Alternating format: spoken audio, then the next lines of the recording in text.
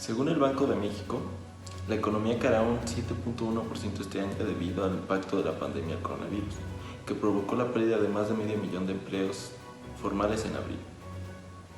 El gobierno de México dio luz verde a 269 municipios de 15 de los 32 estados de la República Mexicana, que presentan muy pocos o ningún caso positivo.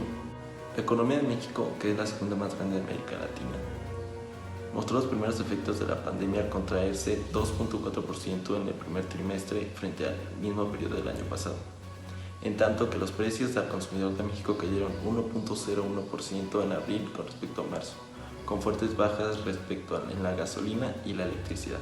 El gobierno del Banco de México decidió por unanimidad disminuir la tasa debido a la afectación sin precedentes en la actividad económica derivada de la pandemia. La economía mexicana tuvo una importante contracción en el primer trimestre del año, que afectaron considerablemente la producción de bienes y servicios.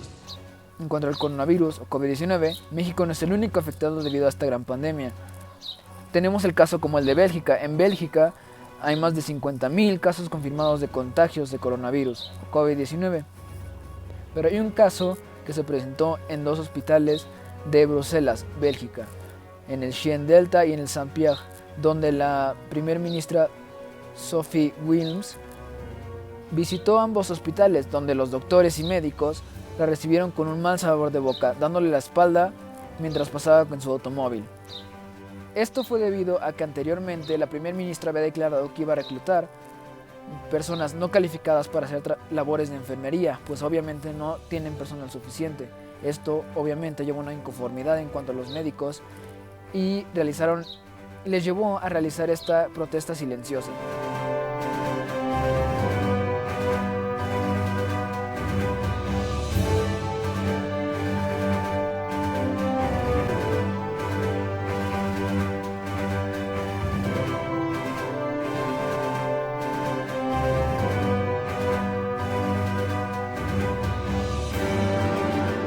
¿Quién es la primera persona que se te viene a la mente cuando escuchas COVID-19?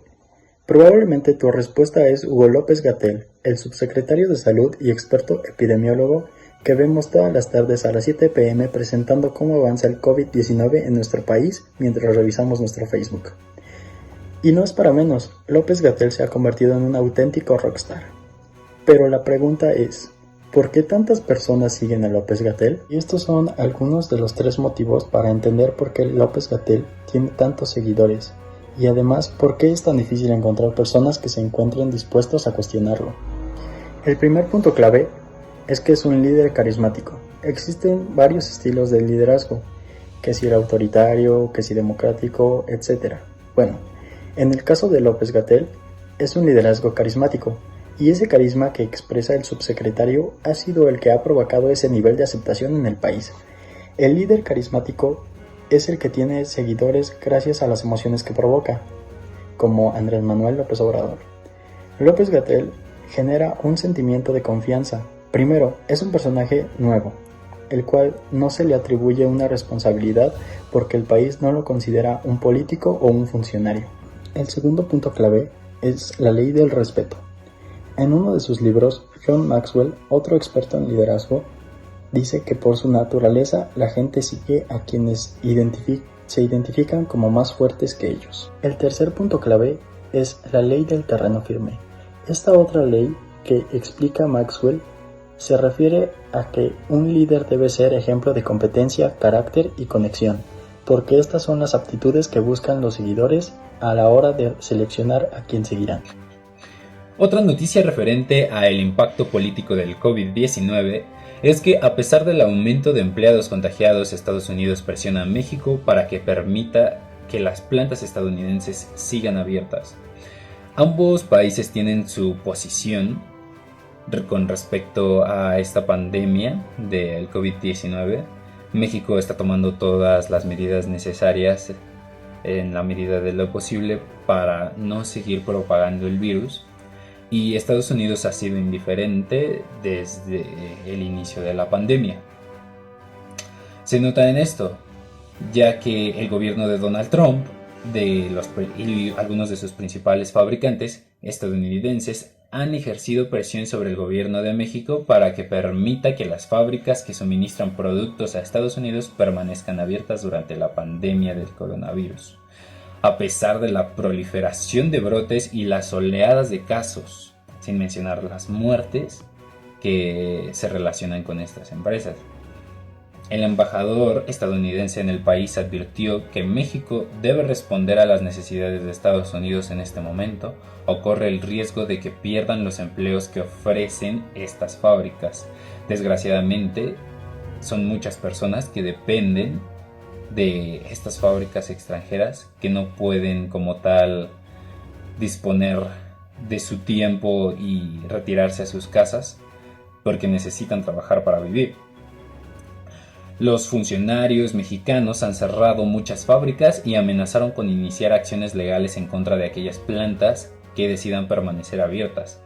Pero como mencioné, son simplemente amenazas hacia las fábricas y amenazas de las fábricas hacia el gobierno de México, pero nadie ve la perspectiva de los empleados, que son al final de cuentas los que están expuestos y siguen yendo a trabajar a contagiarse o a perder su empleo.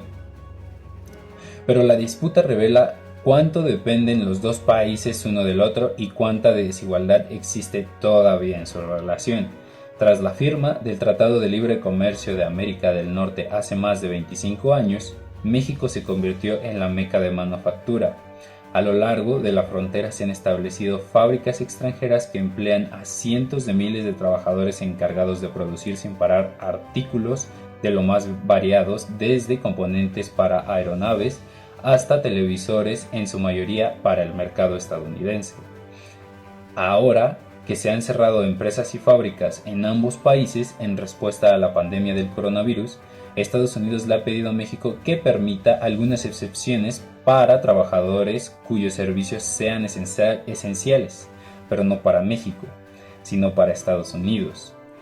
La falta de pruebas en México dificulta determinar con exactitud cuántos trabajadores han contraído el virus, pero en distintas entrevistas, más de 10 empleados que trabajan en plantas de propiedad extranjera denunciaron que sus colegas se han enfermado en las fábricas, y en algunas plantas los trabajadores también han protestado por falta de medidas de seguridad y porque les piden seguir yendo a trabajar durante la cuarentena. Como mencioné al inicio, cada país tiene su punto de vista, ya adoptó una posición.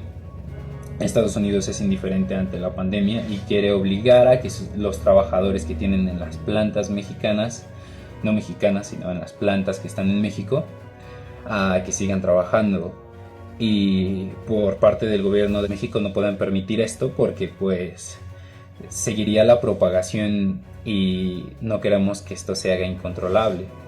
Entonces ambos solo están viendo desde sus puntos de vista, desde un punto muy alto como para ver la perspectiva de un empleado y la vulnerabilidad a la que está expuesto.